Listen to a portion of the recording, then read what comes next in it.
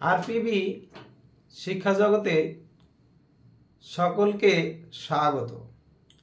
আজকে নতুন বিষয় নিয়ে ইউটিউব চ্যানেলে আসা হয়েছে।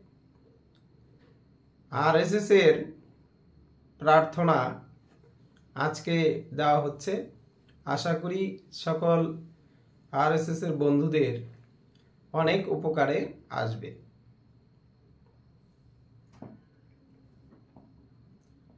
शुरू करছি। नमस्ते सदा वत्सले मातृभूमे त्वया हिन्दुभूमे सुखो वर्धिताहम् महामङ्गले पुण्यभूमे तदर्थे पतते सुखायो नमस्ते नमस्ते। प्रभो शक्तिमन् हिंदू राष्ट्रांगभूता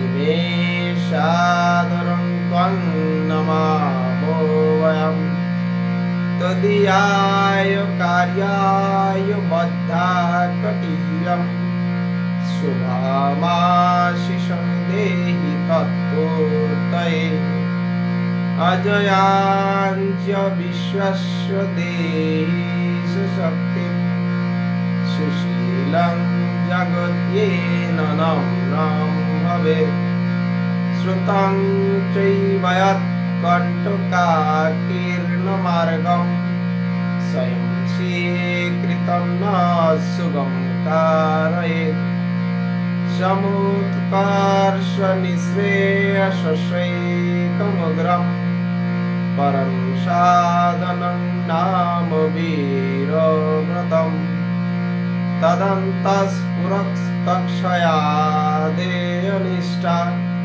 हृदन्तः प्रजागर्तु तीव्रानिशम् विजेत्री च नः संहता कार्यशक्ति विधायस्य धर्मस्य संरक्षणम् परं वैभवन्नेतुमेतत्स्वराष्ट्रं समर्था भवत्वाशिषा ते वृषम्।